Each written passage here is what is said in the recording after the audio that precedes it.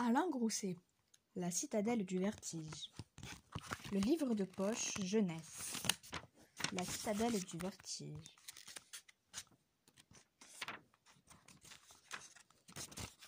Simon dormait perdu dans un rêve dont il était le héros. « Allons, debout, fainéant !» Une poigne robuste le secoua, le ramenant à la réalité. Couché sur le ventre, littéralement empaqueté dans ses couvertures et son édredon de duvet, Simon poussa un grognement étouffé de dessous l'oreiller.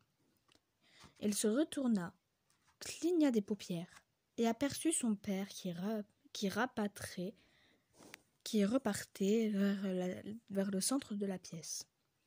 Celui-ci s'assit à la grande table de bois, marmonnant sur les jeunes qui pensaient plus à courir et à s'amuser que de se lever de bonne heure pour travailler. Sentant qu'il ne valait mieux pas traîner au lit, pour ne pas exciter davantage l'humeur morose de son père, Simon rabattit d'un geste brusque les couvertures. Assis sur le bord de sa paillasse, il chercha en grelottant sa chemise dans le tas informe de vêtements. Il mit ensuite ses braies sur son surcot. Puis, il enfila ses chaussures.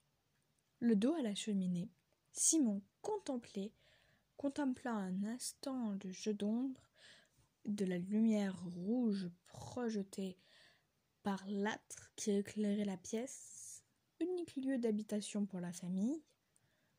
Peu de meubles venaient remplir un espace déjà restreint au centre, face à la cheminée, appuyée le long de la muraille, une énorme table trônait. Flanquée d'un banc et de quelques tabourets, du côté droit, vers la porte, se trouvait la huche. Tout près de la paillasse de ses parents, à l'opposé, près de ses fenêtres et de ses carreaux, en papier verni, était sa couche. Simon étant fils unique, par chance, il n'était que 3, sa mère, Jeanne, son père, Jacquemin, et lui-même, Simon, à occuper cet étroit logis. Simon pensait avec plaisir que, grâce à la montée d'étage, bientôt, il ne verrait plus cette pièce au plafond bas, aux poutres noircies par la génération des feux. Le chef des charpentiers lui avait promis un logis plus grand, avec une pièce pour dormir. Ceci en accord avec les prêtres du chapitre qui octroyaient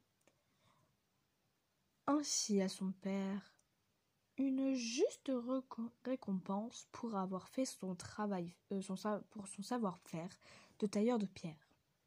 Sa mère l'appela. « Simon, viens manger !» Le jeune homme s'approcha de la table, enjamba le banc et s'assit. Dans l'écuelle,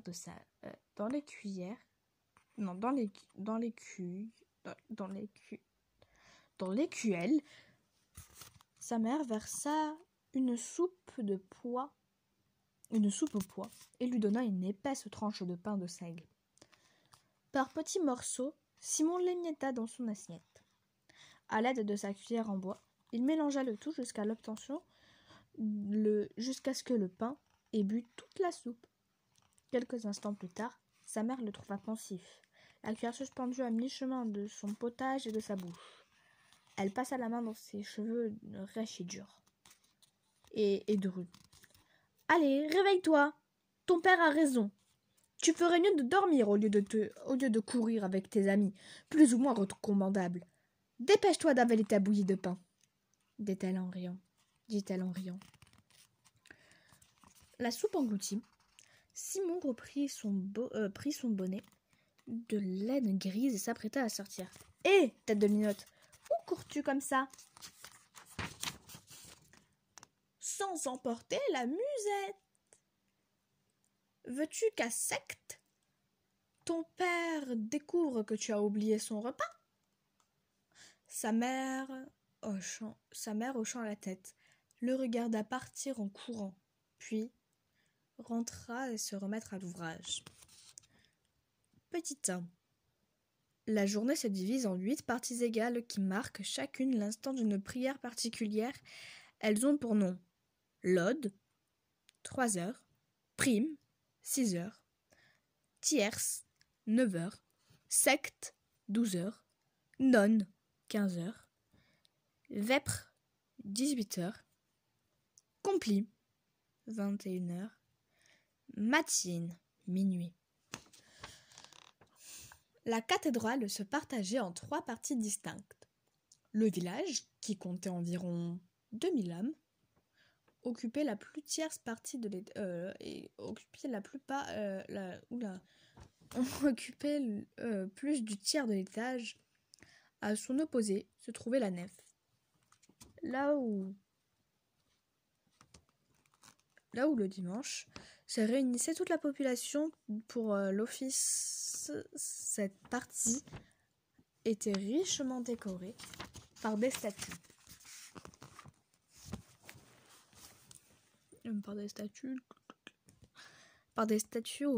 Des vitraux et d'autres ornements. Enfin, pour séparer le bâtiment religieux du village, une immense place dallée servait de parvis. C'était le cadre des grandes fêtes qui ponctuaient la vie de la cathédrale. Les 2 étages immédiatement inférieurs étaient la propriété exclusive du seigneur. Interdiction était faite aux gens du village d'y descendre. Ils étaient sacrés. Les tabous religieux, et surtout la présence d'hommes armés, servaient décourager les plus téméraires. Quant à plus bas,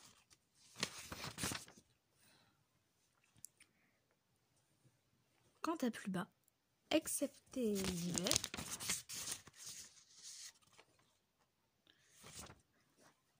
l'hiver, le travail sur le chantier débutait à Prime pour se terminer au Vêpres, avec une pause d'1 heure à mi-journée. Pour se restaurer, Jacquemin, le père de Simon, se faisait le devoir, en tant que maître compagnon, d'arriver toujours le premier à la loge des tailleurs de pierre. C'était lui qui distribuait les tâches aux ouvriers et qui était responsable de la bonne marche sur son atelier devant maître Guérien, l'architecte. Simon lui avait presque chaque matin, Simon, arrivait presque chaque matin en retard. À toute allure, il traversait les étroites ruelles du village, désertées par les ouvriers, où s'affairaient tous les artisans. Ce matin ne faisait pas d'exception. Il salua au pas de course Pierre, le forgeron, qui tapait déjà comme un beau diable sur un morceau de fer rougi dans le ventre de l'enfer. Il grimpa 4 à 4 les marches étroites et raides du petit escalier qui le conduit à l'étage de construction, là où se trouvaient toutes les loges. Près de celle du charpentier, Thomas, son ami apprenti, lui lança « Alors Simon, toujours en avance ?» Cette invective fut saluée par les ricanements des autres ouvriers. Ce retard légendaire était devenu l'objet de plaisanteries quotidiennes. Simon, se sachant fautif et un peu désireux d'attirer l'attention de son maître Guérin, ne répondit pas assez colibé. Guérin, qui, je le rappelle, est l'architecte. Le jeune homme arriva juste à temps pour assister au cours office religieux que célébrait qui célébrait chaque matin le père Joseph, un prêtre à l'allure débonnaire qui ne refusait jamais de boire le coup avec les ouvriers. Le cérémonial se composait invariablement d'une prière collective suivie de différentes requêtes adressées directement à Dieu et qui concernent la bonne marchandise du chantier. Un jour, c'était pour la solidité d'un mur. Une autre fois, c'était pour protéger du mauvais sort les terrassiers ou pour le prompt rétablissement d'un homme blessé. Les façonniers l'aimaient bien car c'était le seul religieux qui comprenait leurs problèmes et qui les soutenait dans leurs moments les plus difficiles. Par sa constante bonne humeur, il maintenait la plupart du temps le moral des hommes au beau fixe. Simon et lui s'entendaient parfaitement. Le père Joseph ne lui tenait jamais rigueur de ses retards. Il disait « Il faut bien que jeunesse se passe. » Parfois, ils discutaient entre eux de sujets qu'il n'oserait jamais oser aborder avec son père. Debout, réunis en demi-cercle autour du prêtre que leur père. Rares étaient les changements de loge. Il fallait présenter de réelles dispositions pour le dessin, par exemple, pour être admis parmi les sculpteurs. Simon le savait, mais en secret, il nourrissait ce rêve. En cachette, il s'entraînait à la technique du trait avec son ami Vincent, apprenti sculpteur. Sur des bouts de chemin récupérés, il embauchait avec un stylet des morceaux de frise, des mains jointes ou des détails moulures ou un détail de moulure.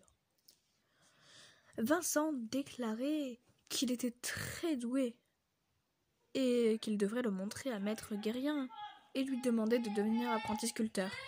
Simon n'osait pas. C'était l'affrontement avec son père, à ce propos, qu'il redoutait le plus. Alors, il trouvait toujours un bon prétexte pour retarder cette décision qu'il lui coûtait de prendre. Au bout d'une heure, un compagnon prit pitié de lui et le remplaça.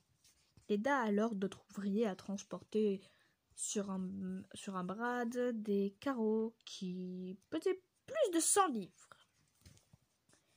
Près du treuil, qui est martonné jusqu'au fait de l'édifice, une volée de cloches indiqua secte. Aussitôt les ouvriers cessèrent leur ouvrage, descendant des échafaudages, posant leurs outils, et se regroupèrent par affinité, et s'assirent sur les blocs de pierre. De leur besace, ils sortirent pain, morceaux de lard, fromage et gourde de vin. Simon prit sa part. Donna le reste à son père, et s'assit près du père Joseph, qui semblait l'attendre. Alors mon garçon, comment vas-tu ? Pas très fort, mon père, lui répondit Simon. J'ai l'impression d'être inutile, de ne pas servir à grand-chose. Vous dites que nous devons construire cette cathédrale afin de nous rapprocher de Dieu. Mais le verrons-nous un jour ? Combien d'étages faudrait-il encore construire ? C'est dans la foi que tu trouveras les réponses à ces questions. Vois-tu, l'homme est un... Oula, oula, oula. L'homme est un passé maître dans la construction des bâtiments. Bâtir une cathédrale est la chose la plus merveilleuse qui soit. Dieu est la lumière. Aussi montons-nous les colonnes les plus hautes, les croisées, les croisées d'ogives les plus audacieuses, afin que la lumière pénètre partout et nous inonde. L'être suprême est déjà avec nous.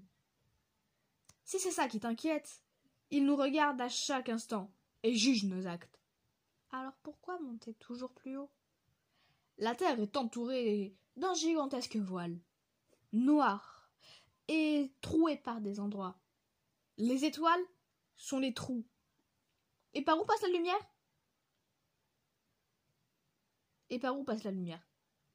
Et le soleil? C'est un trou beaucoup plus près de nous.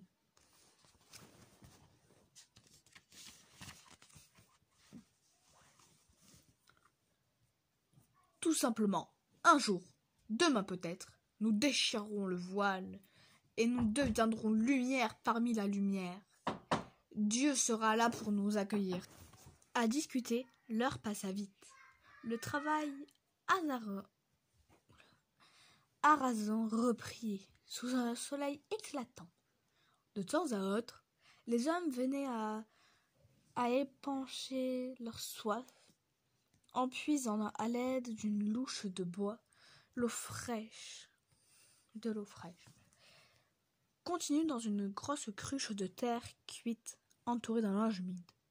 Simon, occupe-toi du grison, dit son père. Le plus souvent, c'était à lui de le soigner, le cheval, qui aimait le plan. L'animal était habitué à avancer sans fin. L'animal était habitué à avancer sans fin dans son énorme cage à écureuil.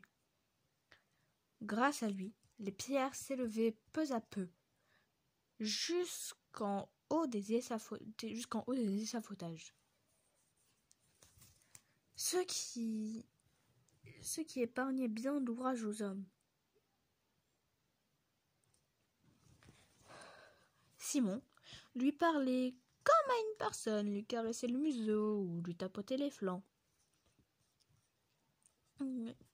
Il lui arrivait même de marcher à côté de lui à l'intérieur d'une grande roue. Communiquer ainsi avec sa peine. Tiens, Grison, voici de l'eau et ton sac d'avoine. Avant la fin du travail, il ramène à l'écurie où il retrouvait les autres chevaux et rangeait sa litière. Pour l'heure, il aida un compagnon à disposer à plat une fenêtre pour voir si les différents blocs joignaient parfaitement. Maître Guérin, qui passait par là, admira le résultat. L'ensemble se tient bien. Les replis de la moulure sont parfaites. Sont peut-être un peu trop en creux, mais l'effet final est heureux. Simon? Oui, maître. Oui, maître. Tu passeras à la chambre des traits pour que je te donne les esquisses du chapiteau, des colonnes, de la nouvelle nef. Ton père m'a dit qu'il pensait te confier la taille de l'un d'eux. J'espère que tu seras digne de la confiance. Le cœur de Simon bondit de joie dans sa poitrine. Il avait tant espéré une chose pareille. Enfin, il allait manier à longueur de journée le ciseau et le bourrin. Son impact se fit grandissant. À mesure que la journée avançait, En fin d'après-midi, Simon frappa à la porte de la chambre des traits. « Entre » dit maître Guérin. Le jeune homme poussa la porte et pénétra dans la grande pièce.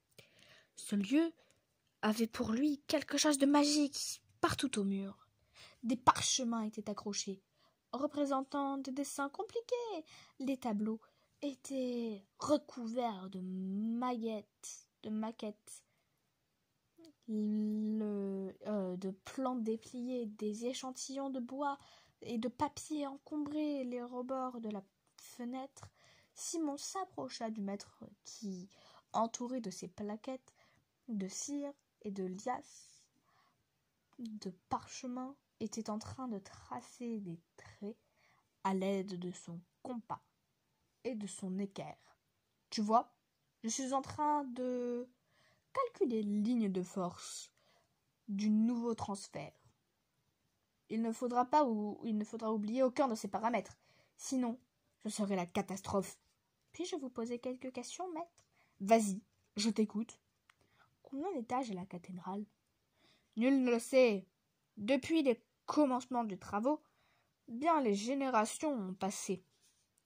Les charpentiers affirment que nous commençons le 120e niveau. Les plâtriers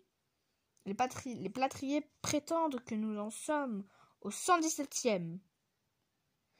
Tu vois, les avis divergent. Tout dépend des confréries. Comment se fait-il que la cathédrale ne se soit pas écroulée ? Nous sommes si haut que nous ne voyons plus la terre. Je me suis arrêtée à la page 25. J'ai tout lu jusqu'à la page 25. Maintenant, j'ai arrêté à la dernière phrase que je n'allais pas te laisser en plan. Et donc du coup, maintenant,